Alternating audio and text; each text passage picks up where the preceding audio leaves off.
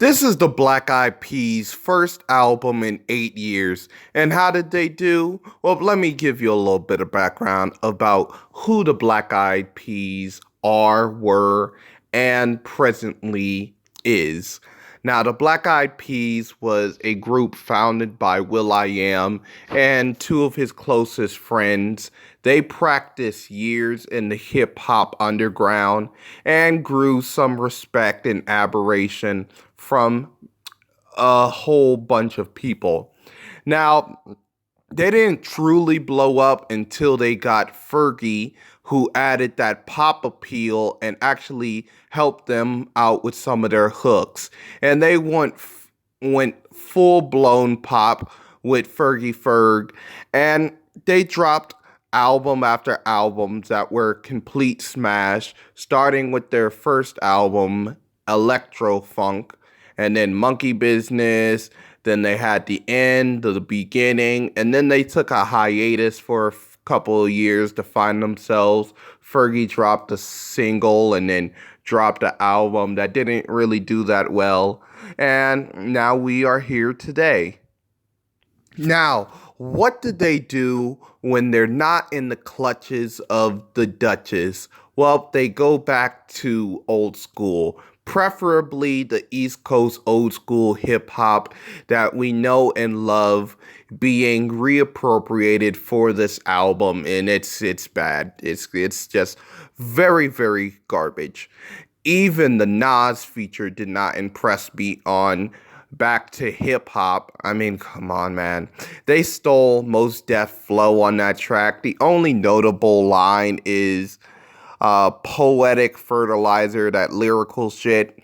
That was a jewel. Now you have Yes or No, where they pretty much stole Black Sheep flow with the whole, oh, yes or no. Yes or no? I mean, come on, man. To tell you the truth. And they drop very preschool lines like, if you're living, you ain't dying. Like, come on. Technically, every time or every second you're living, you're slowly dying, or at least part of you are, which, hey, that's how it is. Get ready. I like the whole Depeche Mode shout out they had, and they said that they were the new wave, which was a little bit ironic because they did have a song called New Wave on this album, and it's pretty bad. Like, it has lines like scare a mofo like it's October, but it is October. I mean, did they check the release date?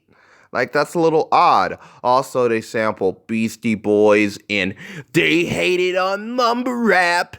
These mumble rappers back in the day, rap was cooler. They also did that on, a song like Dopest, which they recycled a whole Yo A flow from Scream and Shout. You didn't think I would know that, Wyclef. Did a blatant reference to Boom-Bap, and also did like a little 6ix9ine flow. Like, they took something from the modern age. They took 6ix9ine flow all throughout this track.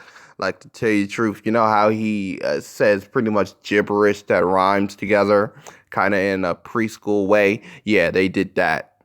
Also, on the song Forever, they blatantly reference Daylight Soul, which is pretty nice because they actually have one of the founding members on here, which was nice. And also on the track, they have Slide Off the Green, like my cash is Vaseline. Like, is Vaseline green? I don't get the whole reference. I get that Vaseline is slippery, but still, it's not green. Like, Also, in Constant, they actually sampled one of the most oversampled songs in hip hop history, which is Lottie Dottie. Like, come on, man. You couldn't go into deep into Slick Rick's discography and actually pick something else. And also, All Around the World explains why this album is drowning in just tribe lust and just tribe jazz rap fucking nut juice because they have the late and great Fife Dog on here, and he does his thing, you know. He heavily samples World Tour, by the way, but still, he does his things. RIP, rest to him. But they did say death to all mumble rappers on the track, which seems a little bit inappropriate because you did have somebody who died, like Fife Dog. And also, speaking of death, on New Wave, instead of just sampling the Beastie Boys, how about you have one of them feature with you? That would have been nice. Then you have the song Vibes, where one of them actually referenced that they're vegan and they don't eat anything with two eyes and a face. Good for you. Wings was pretty nice with the whole Tom Dinner sample. Da da da da da da.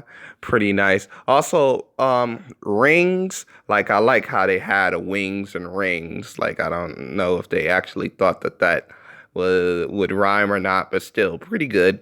But it has a line that goes like all lives matter till your color is a target. Like I thought that was a very nice little line, a little jab. But then they have to end this fucking album off with Big Love, which tries for a big chorus and then it succeeds at first, but then they do like that whole thing where you elongate just elongate letters, which really shows laziness, man.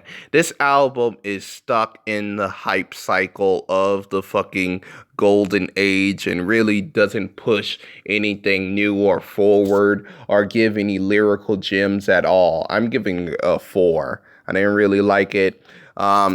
This is really not the Black Eyed Peas that anybody wanted. They're not lyricists. They're not lyric crafts. They should go back to pop, to tell you the truth.